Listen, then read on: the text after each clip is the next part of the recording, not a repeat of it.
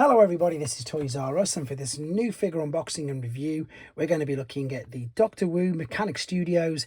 This is White Python, which is a take on their version of Generation 1 Sandstorm. So I've got quite a few things I want to go through with this video today. So before we get started, let's remind anybody who's not subscribed to the channel, if you'd like to hit that subscribe button for me now please, because it really will help me out. And also to thank Shozy, as that's where I purchased this from, and they got him to me nice, quickly and safely. Also, as I say, you've probably seen the original video of this. There is separate transformation videos being uploaded because there's loads of different variations and ways that you can transform him. And because there is 4 versions of this mold, there's the standard one, I'm going to try and make these as different as I possibly can. There is their shattered glass version. There's a video of that to come up with very soon.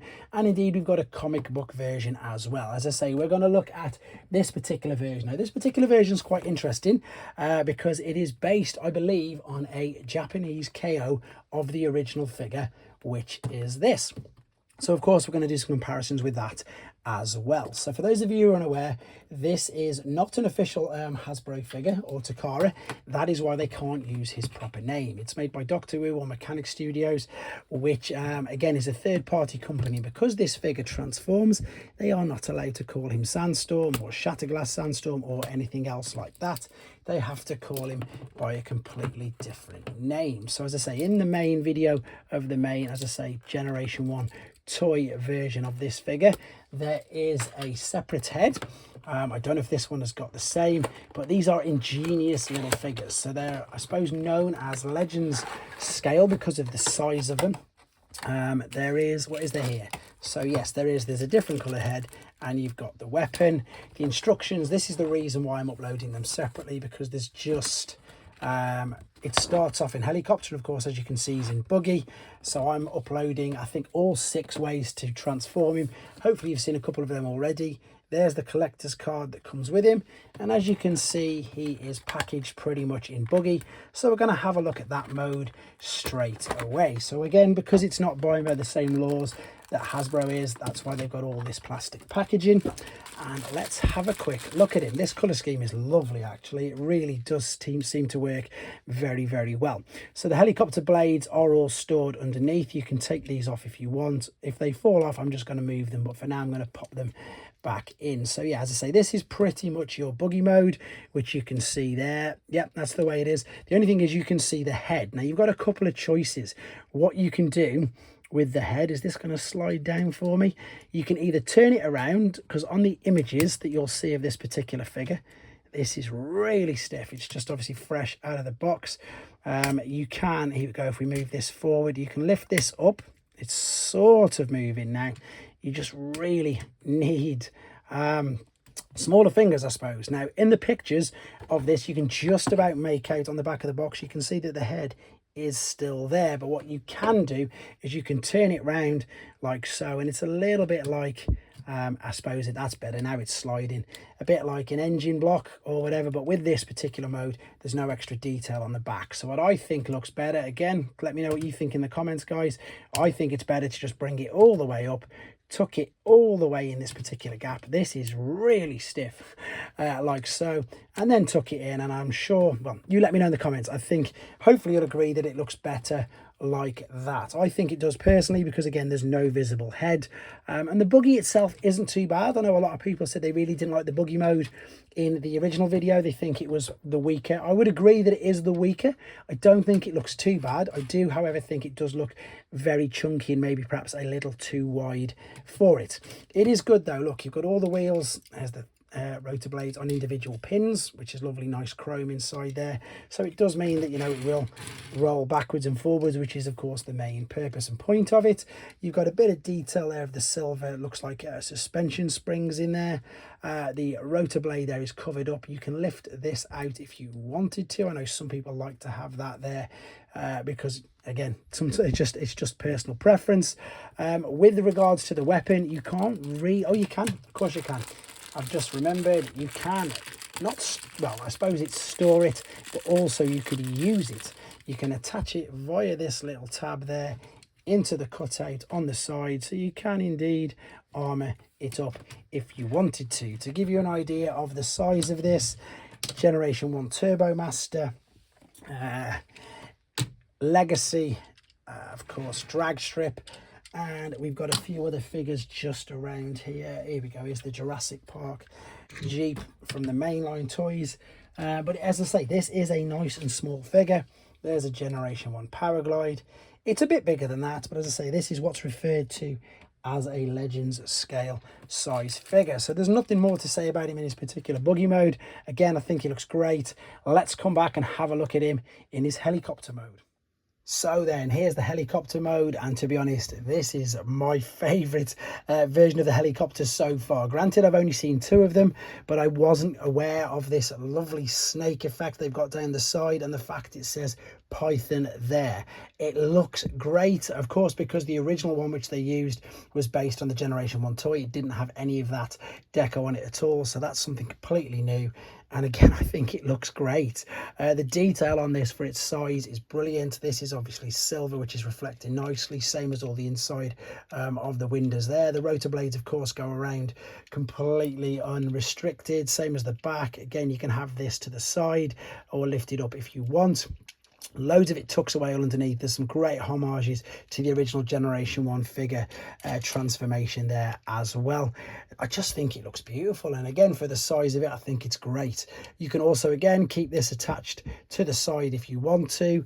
I'm not too sure if there's any other place that you can attach it. You can attach it upside down on the other side, but I don't think that looks or makes it look any better, to be honest. I think with this, if I was going to display this, which I'm very, very tempted to do now, display in this particular mode, I wouldn't want anything else on it because I think it looks great. The blue and the white just really, really works with it. It looks absolutely lovely. With regards, again, I suppose, to size, there is, of course, the Legacy animated Prowl in his alternate mode, and this is huge compared to it. As I say, the best thing about this particular figure is the size and the detail which they've got into it. And again, you will see that in the separately uploaded transformation videos that I've put of this particular figure.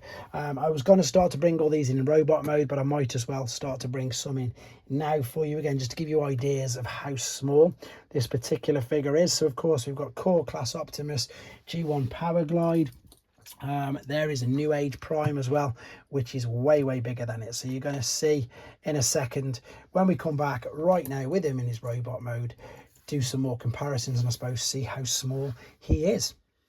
Right then, back for the final time with him in his robot mode, and yet again he does look completely stunning. Very, very, just again, great work with the colours. I think it, as I've said in the previous segments, just tends to work with this, because especially with it being something that I've not seen and wouldn't even have thought of. So we've got lovely detail there on the head sculpt. As I said, there is 2 different heads.